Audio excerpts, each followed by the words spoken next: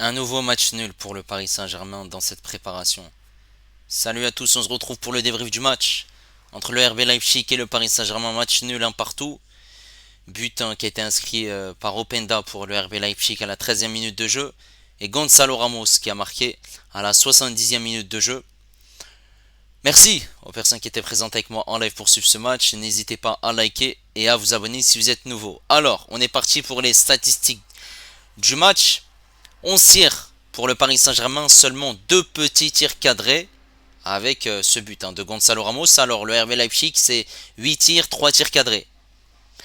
Une possession en faveur du Paris Saint-Germain à 64%, 36 pour le RB Leipzig, 667 passes malgré tout pour le Paris Saint-Germain, grosse domination et grosse maîtrise pour le PSG. 386 passes pour le RB Leipzig, 91% de précision de passe pour le Paris Saint-Germain, 82% de précision de passe pour le RB Leipzig, il y a eu 6 fautes malgré tout parisiennes, le double pour le RB Leipzig, 12, un carton jaune obtenu par Carlos Soler. Il y a eu 2 hors-jeux parisiens, 2 corners parisiens et un corner pour le RB Leipzig. Et c'est sur ce corner que le RB Leipzig a marqué. Et là on est parti en image pour les deux buts du match. Luis Enrique a aligné cette composition d'équipe avec Donnarumma dans les buts. On avait Carlos Soler qui était à droite, une défense centrale avec Skriniar et Pacho.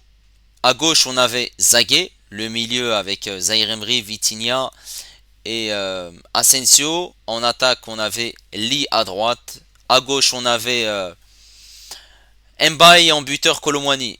Et voilà l'équipe du RB Leipzig. C'est presque l'équipe titulaire, tout simplement. Alors, le RB Leipzig qui va obtenir un corner. Et ce corner qui va être tiré, dévié de la tête. Ensuite, on voit que Openda est tout seul dans cette surface de réparation. Openda va avancer. Il va faire un crochet. Et on voit Skriniar qui recule sur la frappe d'Openda. Et Openda va marquer tout simplement. Ce qui fait 1-0 pour le RB Leipzig. Ensuite, voilà. On est en deuxième mi-temps. 70e minute de jeu. Marquinhos qui fait une longue passe vers l'avant. Il y a la déviation de la tête de Mohamed Simakan. Ce ballon revient sur Mayoulou. Mayoulou qui fait cette passe à Gonzalo Ramos. Ramos qui est au 16 mètres, qui avance et qui va tirer et qui marque. Voilà, ce qui permet au Paris Saint-Germain de revenir ce match et finalement d'obtenir un match nul, un partout. Alors le Paris Saint-Germain en première mi-temps, c'était compliqué, puisque voilà, cette équipe du RB Leipzig marque sur ce corner. Le Paris Saint-Germain qui, dans les phases de construction, avait du mal. Ça, c'était surtout des passes vers l'arrière. Ça jouait surtout du côté des défenseurs. Et forcément, le bloc parisien n'arrivait pas à avancer. Il y a eu quelques occasions qui ont été créées malgré tout. Deux occasions, notamment pour Colomwani. Voilà, une de la tête et une qui tire à côté. Malheureusement, 2 occasions gâchées, mais on avait surtout du mal en première mi-temps, au détriment de cette deuxième mi-temps qui était plutôt réussie avec les entrées en jeu de Barcola, de Gonzalo Ramos, de Dembélé. On a eu aussi le bon vieux João Neves qui est rentré aussi en jeu à place de Vitinha. Il y a aussi l'entrée de Marquinhos et de Mendes. Voilà, ces rentrées-là ont fait du bien. Et voilà, forcément, c'était largement mieux en deuxième mi-temps par rapport à la première mi-temps. Dans les phases de jeu, il y a eu de la percussion, il y a eu de l'accélération, ça partait devant, ils essayaient de provoquer. Et forcément, cette équipe du RB Leipzig qui jouait uniquement en défendant et ils mettaient le bus derrière tout simplement. Il y avait très très peu d'occasions pour le RB Leipzig. Ça partait uniquement en phase de contre ou des longs ballons vers l'avant. Voilà, c'était assez surprenant malgré tout, sachant qu'eux aussi ils ont effectué des changements. Voilà, souligner qu'il y a eu une blessure d'un joueur du RB Leipzig en première mi-temps. Elmas qui est sorti blessé, remplacé par Campbell. Maintenant, on va revenir sur la prestation des joueurs parisiens. Alors, Donnarumma, voilà, il n'y a pas eu grand chose à faire sur le but d'Openda, il n'est pas fautif. Par contre, il y a eu une occasion qui a été créée où il a dû faire un arrêt et une erreur commise par ce défenseur central slovaque, Milan Skriniar. On va l'évoquer juste après. Mais sinon, mis à part ça, voilà, il n'a pas été réellement mis en danger, surtout que le Paris Saint-Germain avait une grosse phase de possession, une grosse maîtrise, tout simplement. Et forcément, cette équipe du RB Leipzig qui a cadré seulement 3 fois. Voilà. Maintenant, côté droit, on avait Carlos Soler. Alors Carlos Soler qui a joué sur ce côté droit, et Carlos Soler, voilà, il fait pas un match catastrophique, mais il fait pas un gros match. Il est pas sur son bon poste, forcément. Et Zagué aussi qui a joué côté gauche. Voilà, Soler il a essayé de faire ce qu'il pouvait. Offensivement, il a rien apporté. Défensivement, il a été intéressant. Voilà, il n'y a pas eu un danger sur son côté.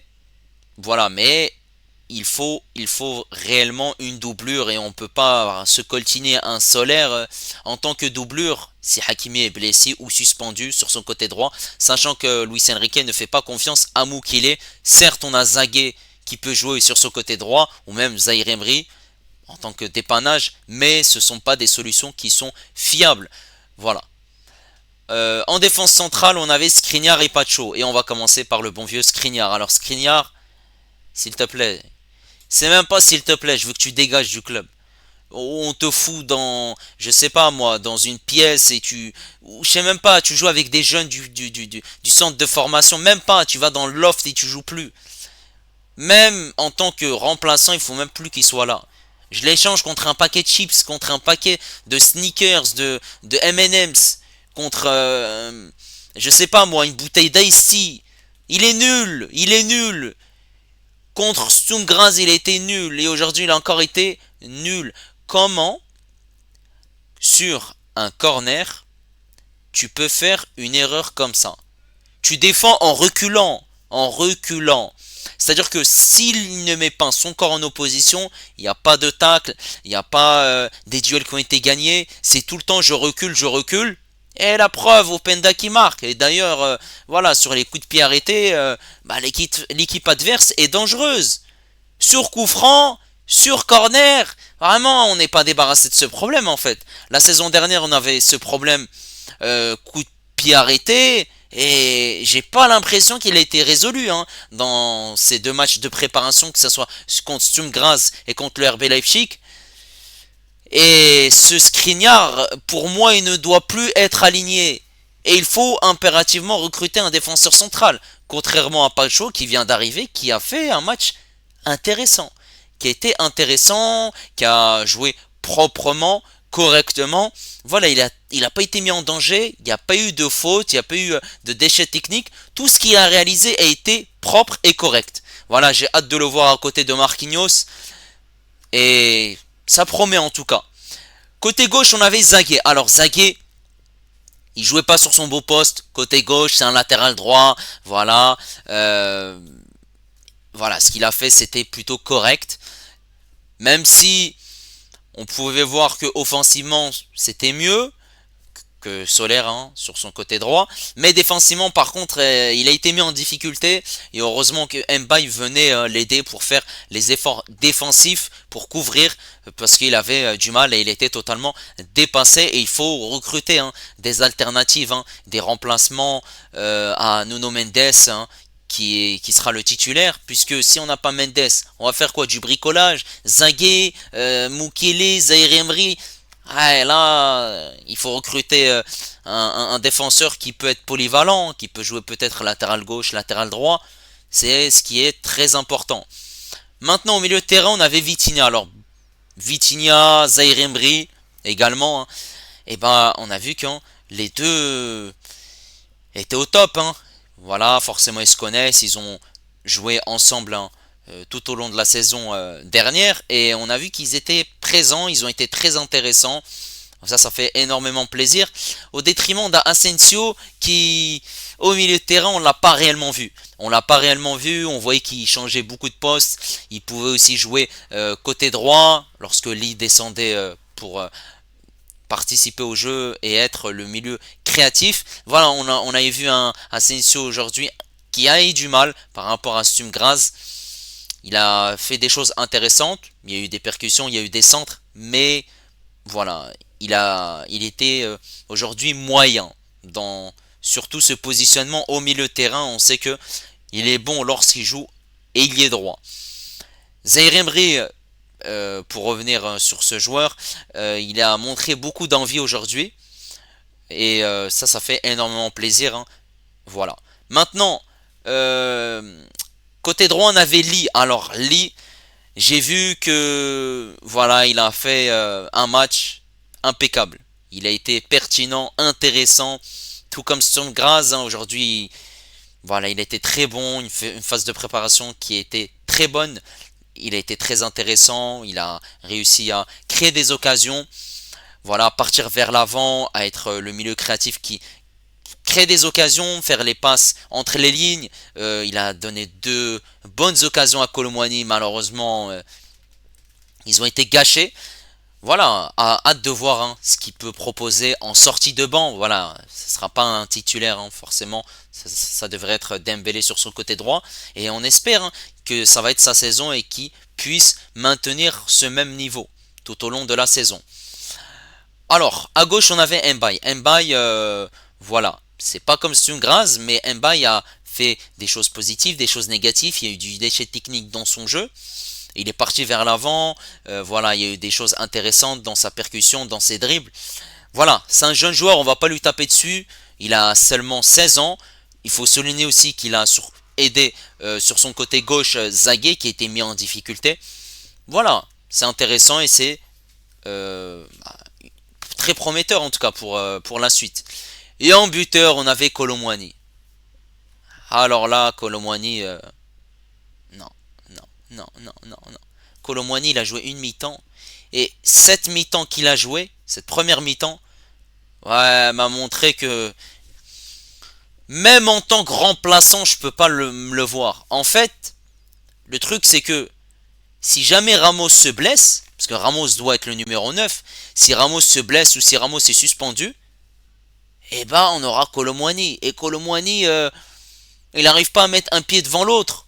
Surtout qu'il a les occasions. La tête qui est ratée, cette frappe qui passe à côté. Non, en fait, il n'est pas efficace du tout en fait. Il a besoin de 50 000 occasions pour les mettre au fond, au détriment d'un Ramos qui a fait une entrée très intéressante. Très intéressante puisqu'il a participé au jeu. Il a fait le retour défensif. Et surtout, voilà, cette magnifique passe, hein, de Marquinhos, voilà, dévié par Mohamed Simakan. Ensuite, il y a Mayoulou qui donne ce bon ballon à Ramos et Ramos qui marque. Magnifique. Voilà, Ramos, malheureusement, il n'est pas apprécié par Luis Enrique. Mais c'est lui, hein, le meilleur neuf, hein, entre lui et Kolo Muani. Et pour moi, il doit être titulaire. Mais bon, Luis Enrique ne l'aime pas. Mais si tu ne l'aimes pas, bah, il faut choisir un neuf, hein, sur le marché. Parce que si on va scoltiner Kolo Muani tout au long de la saison, ça risque d'être très très compliqué. Maintenant, on a eu les entrées aussi en jeu de Barcola et Dembélé. Bah, Barcola et Dembélé, ils ne sont pas encore à 100%. Mais ils ont fait une entrée très très intéressante. Voilà, toujours vers l'avant. Alors Dembélé, il y a eu du déchet, mais il y a eu des dribbles, il y a eu de la percussion. Voilà, on voit qu'un Dembélé, il peut poser des difficultés, hein, à l'équipe adverse. Barcola aussi, il n'est pas encore à 100%. Il a été très intéressant, hein, dans son entrée. Voilà. Mais en tout cas, on voit qu'il y a une réelle envie et une détermination. Et on sent que voilà, ils n'ont pas encore 90 minutes dans les pattes. Ça, c'est sûr et certain. On a également eu les entrées en jeu de João Neves. Voilà, João Neves qui a alterné le bon et le moins bon. Voilà, on voit qu'il n'est pas encore au top. Mais ça va venir au fur et à mesure des matchs. Mendes et Marquinhos qui sont également rentrés. Marquinhos qui a fait une très très belle entrée en jeu. Voilà, toujours les passes vers l'avant. D'ailleurs aussi, hein, il y a cette occasion où les Allemands partent en contre. El Hanash qui glisse et on voit qu'il y a le retour de Marquinhos qui défend et qui, voilà, qui permet au Paris Saint-Germain de ne pas concéder une occasion. Très très intéressant et on voit que Mendes aussi qui part vers l'avant, qui donne des très très bons ballons, qui accélère le rythme. Voilà, ça c'est très très intéressant. Aussi à le souligner, la très très belle entrée en jeu de LNH, hein, qui a fait un match très compliqué contre Sturm Graz. Voilà, là on l'a senti en confiance et ça promet. Voilà, tout simplement. N'hésitez pas les amis à me dire ce que vous avez pensé de ce match. Là, le prochain match, ça va être contre le Havre. Voilà. Ce qu'on peut regretter, c'est surtout que le Paris Saint-Germain a effectué seulement 2 matchs de préparation, ce qui est très très peu, et surtout une préparation tardive, puisque voilà, il y a eu une tournée en Asie qui a été annulée. Maintenant, voilà, le championnat débute dans 6 jours. Maintenant, il faudra répondre présent. On sait que le Paris Saint-Germain a un 11 qui est très compétitif. Et maintenant, la question qui se pose, c'est surtout sur le banc. Donc il va falloir recruter des ailiers, sûrement un milieu de terrain aussi, et un défenseur central, et des latéraux. Peut-être un latéral qui peut être polyvalent à gauche et à droite. Voilà. N'hésitez pas à me dire si vous êtes d'accord avec ce que je viens de dire. Et n'hésitez pas également à liker, à vous abonner si vous êtes nouveau. Et moi je vous dis à la prochaine. Ciao les amis.